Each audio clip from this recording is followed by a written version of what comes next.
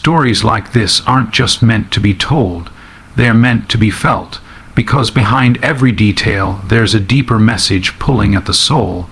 A woman in prayer, a dog set loose, a moment charged with hatred but met with something entirely different. The miracle wasn't just in what happened, but in what it revealed. The moral, the spiritual weight of it. It's heavy, but it's also clear. There's a power in sincerity. There's strength in submission, not the kind that bows to people, but the kind that bows to the Creator and nothing else. That kind of submission makes you untouchable in the ways that truly matter, and that's the point. The story isn't about the dog stopping. It's about the light that stopped it. It's about the spiritual energy surrounding that woman, built by years of faith, prayer, struggle, and trust in God. That's the kind of force that shifts the behavior of even a creature with instincts to attack. That's the kind of power that isn't taught, it's cultivated. The moral is this: when your heart is aligned with the divine, the world bends around that alignment. That doesn't mean harm won't come. It doesn't mean life will be smooth, but it means there's a protection, a presence that walks with you. And when people see that, when they witness it, something in them begins to change too. This story, it isn't just for Muslims. It's for anyone who's ever been underestimated, ever been targeted for doing the right thing, ever been hated just for being who they are. It's a reminder that standing firm in what you believe, calmly, quietly, without retaliation, isn't weakness. It's power, real power, and it doesn't come from shouting or striking back. It comes from being so rooted in truth that no one else's actions can pull you out of it. That's what the woman did. She stayed rooted. And the universe responded. People hear stories like this and look for logic. They ask how it could happen, why the dog didn't attack, what made it stop. But faith doesn't play by logic. Faith operates on a level where the rules change, where the unseen is more real than the seen. That's why stories like this matter, not because they always make sense, but because they wake up something in people. They show that there's another way to move through the world. A way that doesn't rely on control or dominance, but on submission to a higher will. The story lives on because it's not just about the characters involved, it's about the message. And that message keeps repeating. Real strength is spiritual. Real protection is unseen. Real victory doesn't always look like winning a fight. Sometimes it looks like stillness in the middle of a storm. And that stillness, that peace, it speaks louder than anything else ever could. It teaches without words. It humbles without force. It leaves a mark that no one forgets. The man who set the dog loose was expecting a show. He wanted fear.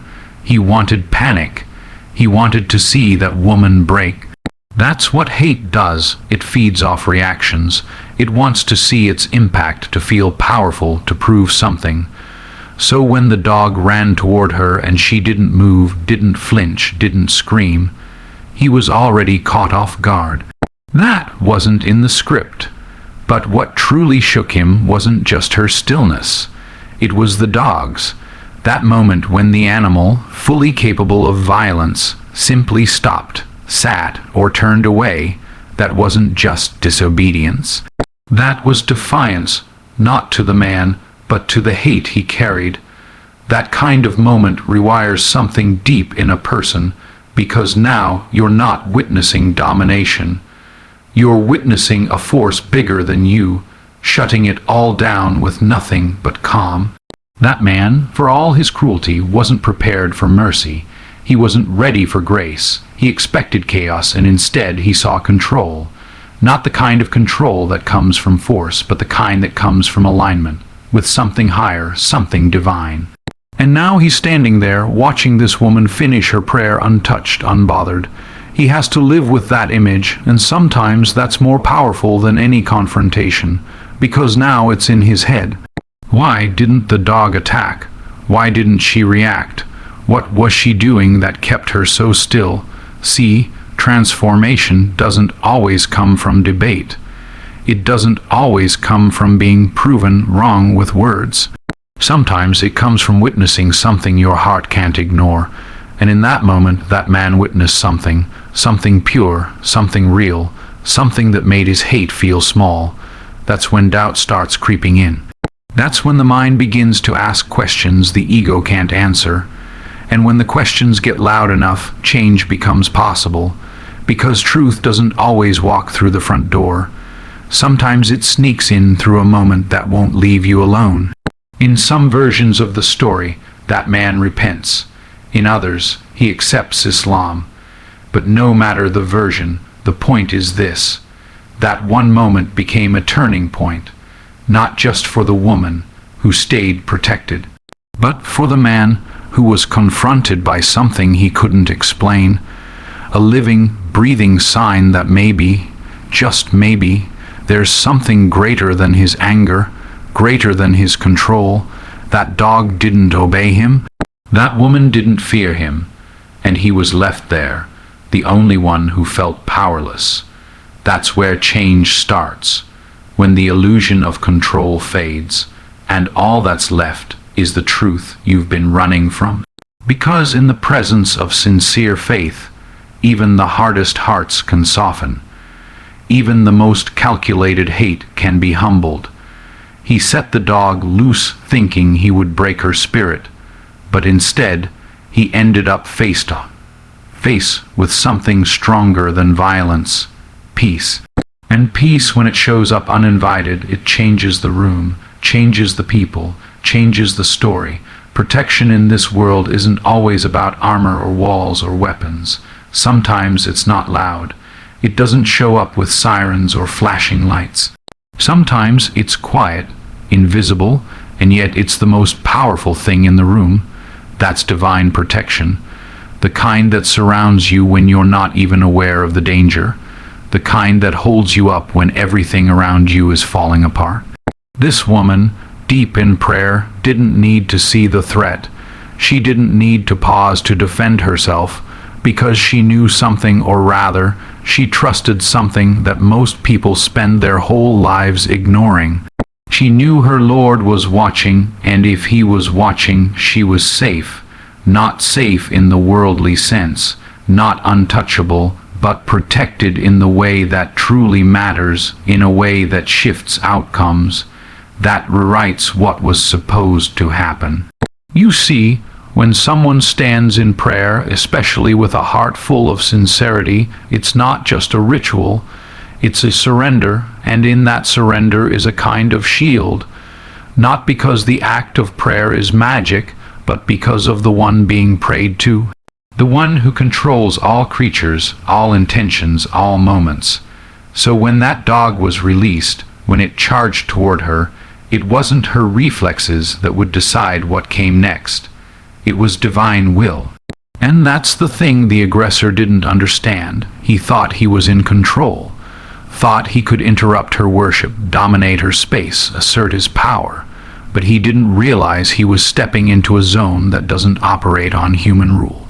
Divine protection doesn't always look like parting seas or fire from the sky. Sometimes it looks like a dog stopping mid-charge, like silence where there should have been screams, like peace where there should have been panic. It looks like a woman finishing her prayer untouched while everyone else is left stunned. That's not coincidence. That's not luck. That's the kind of moment where the unseen becomes undeniable, where even those who don't believe start to ask questions. Because how do you explain it? How do you explain an animal acting against instinct? How do you explain serenity in the face of chaos? The truth is, divine protection isn't about removing you from harm's way, it's about controlling what harm can actually reach you. It's about turning a moment of fear into a display of power, not yours, but his. That woman wasn't alone, she never was, because the one she was speaking to in prayer was closer than the air around her. Closer than the threat. And that kind of closeness, it makes all the difference. It's why the dog didn't attack. It's why the aggressor's plan unraveled. It's why the crowd went silent. Because, in that moment, everyone witnessed something that couldn't be touched, couldn't be stopped, and sure couldn't be explained away by logic or luck. The dog was let loose with a purpose. It had one job: to terrorize, to disrupt, to intimidate. A beast trained or triggered, its instincts sharp, senses on high alert. But the moment it entered that sacred space, something shifted. Its steps slowed. Its breath, heavy moments ago, softened. Its eyes caught something the human eyes couldn't. Because animals, they don't care about your hatred, your prejudice, your politics. They respond to energy, to intention, to purity. And in front of that dog stood a woman locked in prayer, not just physically still, but spiritually anchored. That kind of peace, that kind of connection to the divine, it radiates. It covers everything around it. It speaks without speaking, and that dog, it heard it. The aggressor thought he had control of the situation. Thought he was sending a predator toward prey. But what he didn't understand was that he wasn't in charge of that moment. He didn't account for the unseen forces, didn't factor in the command of the Creator over every single living thing. That dog wasn't responding to him anymore. It wasn't following hate. It was standing in front of something it couldn't bring itself to harm, because deep down in the core of its nature, that creature knew this woman was protected. And let's be clear, this wasn't about the dog being tame or trained wrong. No, this was a direct contrast between aggression and serenity. The woman hadn't moved, hadn't screamed, hadn't raised a hand to defend herself. She didn't need to. Her presence in prayer was a shield, her devotion a wall no fangs could break through. The air was heavy with something divine, and even an animal felt it. Even a creature of instinct knew better than to cross that line. Now the people watching, the man who sent the dog, they were frozen too. Because when hate doesn't get the reaction it wants, it becomes confused, disoriented, and when the very tool of fear you release refuses to cooperate, you start to realize there's something bigger at play. The dog sitting down, walking away, or even lowering its head, that wasn't just a random act. That was submission, not to the woman, but to the presence surrounding her, to the force unseen that made even a wild thing go calm. You can't fake that moment, you can't plan for it. That's the type of thing that silences a crowd, that changes people, that makes a man question everything he thought he knew about power and control. Because when an animal acts out of character, not because of threat, not because of training, but because it senses something holy, you have to ask yourself what else you've been blind to. You have to wonder what kind of world exists just outside your line of sight, responding not to your voice, but to the voice of something greater. That dog didn't just stop, it submitted to a presence that couldn't be touched, couldn't be named, but couldn't be denied either. Now look, this wasn't some coincidence. This wasn't a dog just wandering in from the street. This was deliberate, intentional. Somebody made a choice. They saw a woman, vulnerable in the eyes of the world, head bowed, facing the Qibla, hands raised in submission, and they thought, now's the time. They didn't see strength, they saw an opportunity. That's what hate does. It looks at purity and sees weakness. It sees devotion and thinks domination. So this person, with bitterness boiling in their heart, unhooked that leash, opened that gate, gave that signal, whatever it was, and set the dog loose. Not because they were threatened, not because she had done a thing to them, but because her existence, her worship, her presence was too loud for their own comfort. That kind of hatred, it's cold, calculated. It wants a reaction, wants to see fear in the eyes of the faithful, wants to see dignity turned into panic. But this woman, she didn't even see the dog coming. She wasn't even in their world at that moment. That's what people don't understand about sincere prayer. You leave the world behind. You clock out of this reality and step into another one. So while they were plotting, she was ascending. While they were planning harm, she was seeking peace. But still, the act happened, the leash dropped, the dog was let loose. That wasn't just an animal, that was a weapon, a symbol, a message that said, your faith doesn't protect you here. But see, that's the thing, faith doesn't protect you here by man's standards. It protects you on a level people can't touch. The aggressor thought they had control, thought the dog was under their command. That's the illusion, that's the arrogance. People think because they hold the leash, they hold the power. But life doesn't move on man's authority. The dog, it's a creature, a servant of nature, and nature answers to something higher. So you can set it loose, but you can't predict what it'll do. You can unleash your hate, but you can't control how the universe responds. You can try to intimidate a praying woman, but what you don't see is the angels standing around her, and that's real. That's not metaphor. That's protection you can't buy, you can't fake, and you sure can't threaten. Now imagine the kind of heart it takes to do that, to see someone in prayer and say, let me interrupt that. That's not just cruelty, that's spiritual blindness. That's a person so disconnected from peace that they think violence will give them power. But what they don't realize is they just walked into something bigger than them. That moment, it became a lesson, a mirror, a stage for the unseen to become seen. Because when you try to attack something sacred, you're not fighting flesh, you're fighting something eternal. Something wrapped in light. And light don't flinch. Light don't run. Light just shines. She stood firm in the face of fear. A woman wrapped not only in modest cloth, but in unshakable conviction. In the stillness of her prayer, the world around her could roar and scream and claw, but she was anchored. You see, when a Muslim woman bows her head in Salah, she's not just repeating words, she's stepping into a space where heaven touches earth. That moment, that spiritual connection, it's not just ritual, it's resistance. So while others may see her silence as weakness, in truth, she is summoning strength from a place few can understand. Now imagine this: a dog is let loose on her, not by accident, not by some random twist of fate, but with intent, with malice. Someone wants to scare her, to shake her faith, to test her resolve. But that woman, she doesn't flinch, doesn't break, doesn't pause. In her world, Allah is watching. And if Allah is watching, what is there to fear? While most people would run or scream or defend themselves, she stays in her prayer. Not out of recklessness, not because she doesn't understand danger, but because she knows something deeper. She knows that the one she's praying to is greater than the one who sent the dog. That's a mindset forged in submission to something higher. That's not fearlessness, that's faith that's been through fire.